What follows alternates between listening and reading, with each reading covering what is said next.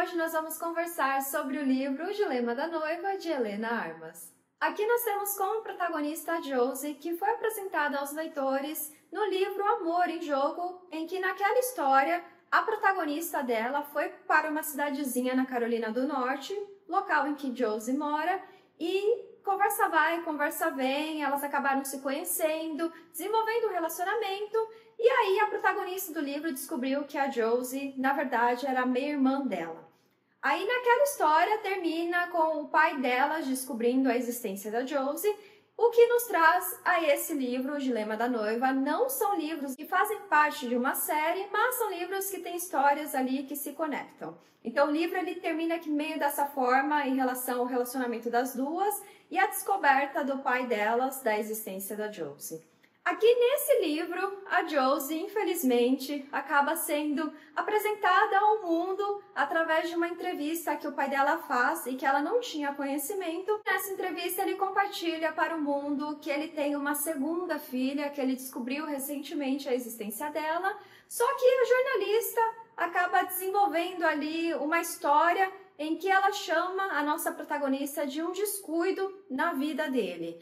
E aí que a imprensa começa a questionar e tentar buscar mais informações sobre essa filha que só foi descoberta agora, o passado dela, coisas que podem ser exploradas em benefício dessas empresas e também de outros influenciadores que podem lucrar com essa história. E aí que a vida da nossa protagonista começa a passar por diversos perrengues e obstáculos, porque ela tinha uma vida tranquila, ninguém sabia que ela era filha de uma pessoa famosa, afinal aqui estamos falando do Andrew Underwood, que é um famoso empresário que valoriza a reputação dele acima de tudo, como nós vimos no livro Amor em Jogo, e aqui não é diferente, e ele coloca isso como prioridade. Só que a mídia vê que agora outra coisa pode ser explorada para impactar essa reputação dele, que é a vida amorosa de Josie. Afinal, a Josie tem um passado um tanto quanto interessante em relação a relacionamentos,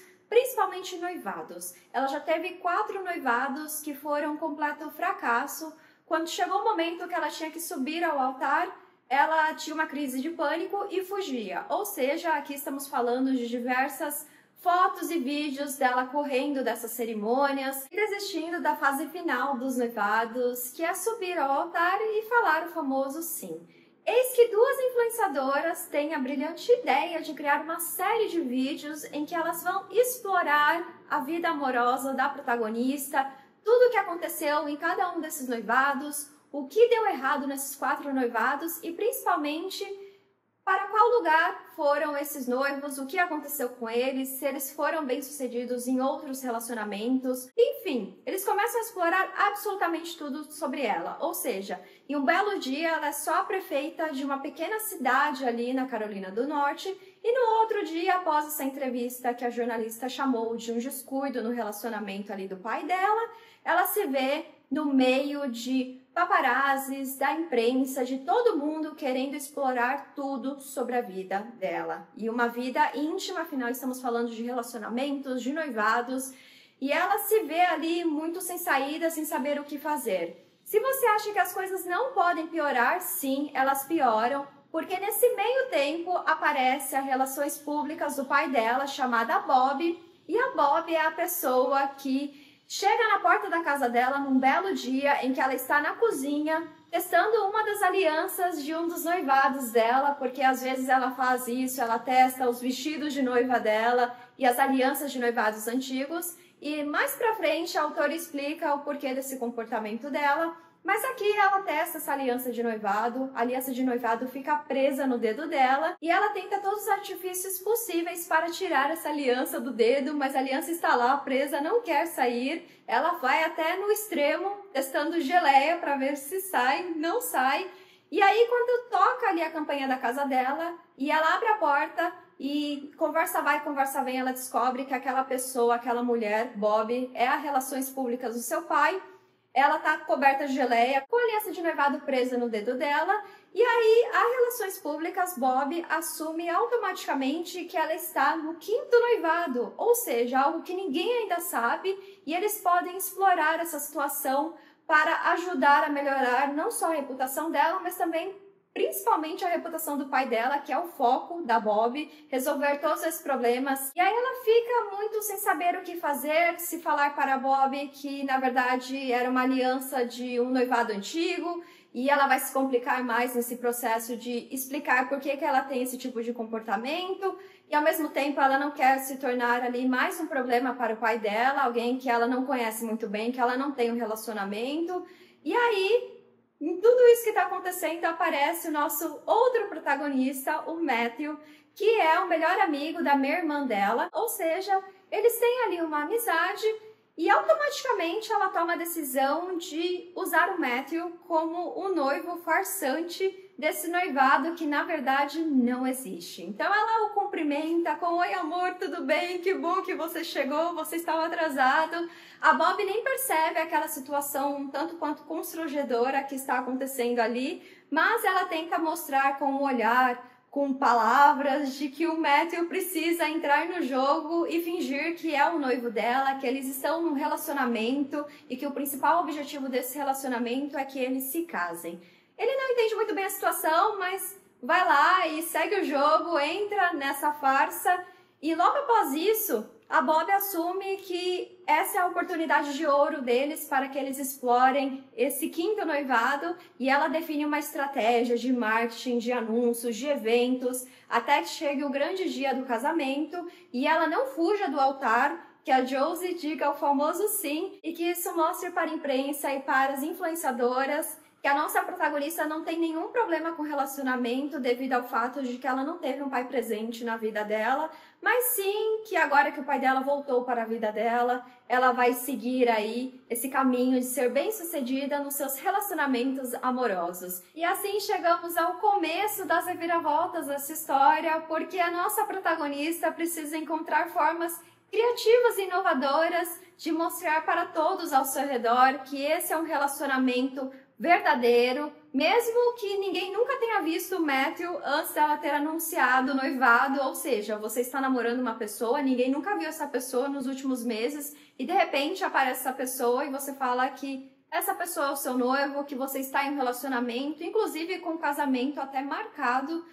com essa pessoa. Então ela vai descobrindo várias coisas que ela precisa fazer e mentir para conseguir manter essa farsa que é esse noivado. E do outro lado nós temos o Matthew também trazendo um pouquinho aí de inovação nessas táticas para que eles consigam comprovar para todos que eles estão sim no relacionamento. E é claro que vocês, assim como eu, devem estar se perguntando o que mais vai acontecer na vida dessa protagonista, sendo que nós temos que olhar isso sob a perspectiva de uma imprensa, de redes sociais que acabam tendo maior engajamento quando você tem escândalos envolvendo uma pessoa, e aqui no caso é a Josie, ela está no meio desse escândalo, e se ela contar para todos que na verdade aquele relacionamento é uma farsa, isso vai piorar ainda mais as coisas para ela, para as pessoas ao redor dela, afinal ela é prefeita dessa cidadezinha pequena na Carolina do Norte, e também para o pai dela, com quem ela não tem nenhum relacionamento, que ela não conhece muito bem, então ela não quer ser um problema, ainda mais quando a jornalista, ao longo da entrevista, falou que ela era um descuido na vida dele. O que eu mais achei interessante em relação a esse livro é que nós temos o amor como foco dessa história, o desenvolvimento dele, e por que muitas vezes é difícil você encontrar esse amor, e quando você encontra é difícil você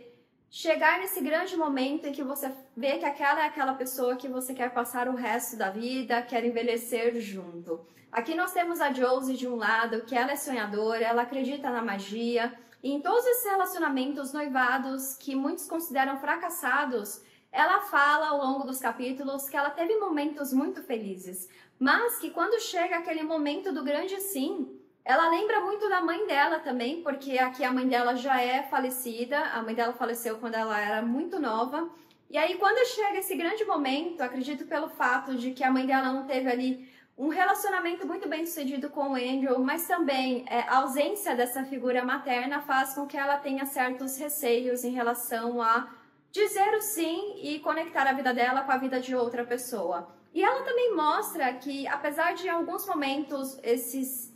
noivados, esses caras serem assim compatíveis com ela. Em outros momentos, eles não priorizam ela. Dá pra ver, conforme ela vai contando sobre esses relacionamentos para o Matthew, que ela normalmente ficava em segundo plano. As cerimônias eram mais feitas para eles do que para ela. Do outro lado, nós temos o nosso outro protagonista, que é o Matthew, melhor amigo da minha irmã, da Josie. E lá no outro livro, Amor em Jogo, ele foi demitido porque ele falou para a empresa que ele não ia explorar a vida da melhor amiga dele, que estava passando por diversas dificuldades e escândalos também relacionados ao pai dela.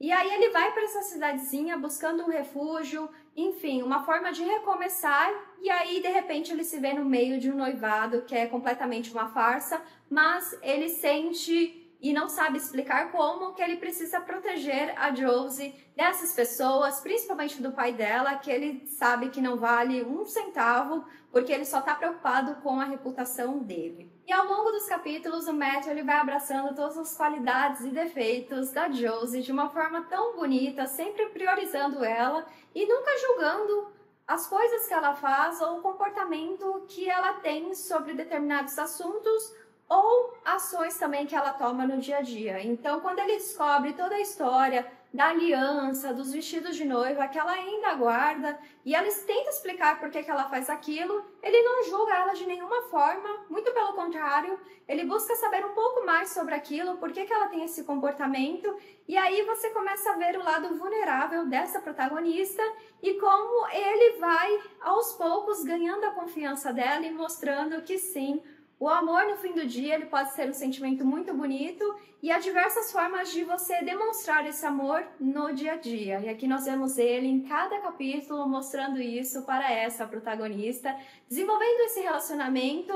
e também, no fim do dia, confirmando que subir no altar não é algo mandatório no relacionamento, há outras formas de você construir a vida com outras pessoas. Agora, falando dos personagens secundários, aqui nós temos o casal protagonista do livro Amor em Jogo, que vai aos poucos sendo inserido na história e ajudando esses dois personagens, que são os melhores amigos deles, a conseguir navegar por essas nuances da imprensa, dos paparazzis, dos influenciadores que querem explorar tudo sobre a vida deles. E você também tem personagens que já fazem parte da vida da Josie, como por exemplo o senhorzinho que mora com ela. Ele é uma fofura, traz uma certa leveza para a história, para determinados acontecimentos. E é interessante ver como esses personagens secundários vão ajudando a protagonista e também o Matthew a descobrirem várias coisas sobre si mesmos. Afinal, eles vão colocando esses protagonistas em situações um tanto quanto inesperadas e eles precisam encontrar formas diferentes de solucionar os obstáculos que são apresentados nessas situações. E chegamos naquele momento do vídeo em que eu vou compartilhar com vocês algumas das citações que eu marquei ao longo da minha leitura do livro O Dilema da Noiva. O problema era que cada passo que eu avançava era um passo que talvez eu precisasse percorrer de novo, recuando quando as coisas não dessem certo. Eu era ótima nisso. Como se ele não fizesse meu coração disparar com um toque ou um olhar. Como se ele me distrair com uma conversa boba sobre karaokê não valesse de nada. Como se ele estar ali, naquele carro, inventando desculpas para que eu conseguisse reunir coragem, não fosse muito importante para mim. Importava. Tudo importava, mais do que eu seria capaz de expressar. E a última citação: tudo bem ter questões a serem resolvidas. Não tem problema a vida nos machucar e deixar uma marca. Isso só quer dizer que estamos vivendo, sabe? Quer dizer que estamos tentando. Não importa o que o mundo ou qualquer outra pessoa diga.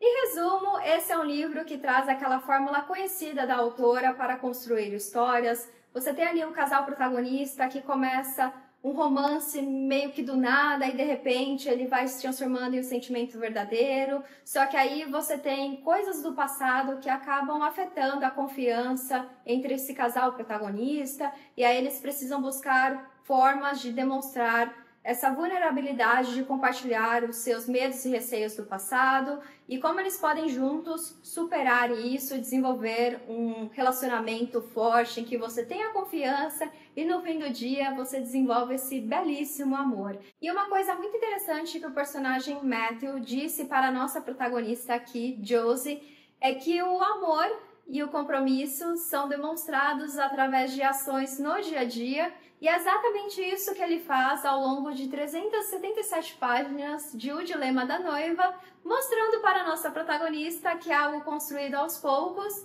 e que se ela tem esse trauma em relação a casamentos, a subir no altar e falar o famoso sim, há outras formas de você demonstrar esse amor e concluir todo esse processo do relacionamento em que você toma a decisão que aquela pessoa é a sua alma gêmea, é a pessoa que você quer viver os próximos anos da sua vida. E assim chegamos ao fim de mais um vídeo aqui no canal. Espero que vocês tenham gostado de conhecer um pouco mais sobre a história desse casal protagonista. E se vocês quiserem saber um pouco mais sobre a história do livro O Dilema da Noiva, vou deixar aqui o link desse livro para que vocês possam fazer a leitura da sinopse e ver se é um livro que fará parte da sua lista de próximas leituras. E se você já fez a leitura desse livro, deixa aqui nos comentários o que você achou dessa história. Eu vou ficando por aqui, um grande beijo e até a próxima. Tchau!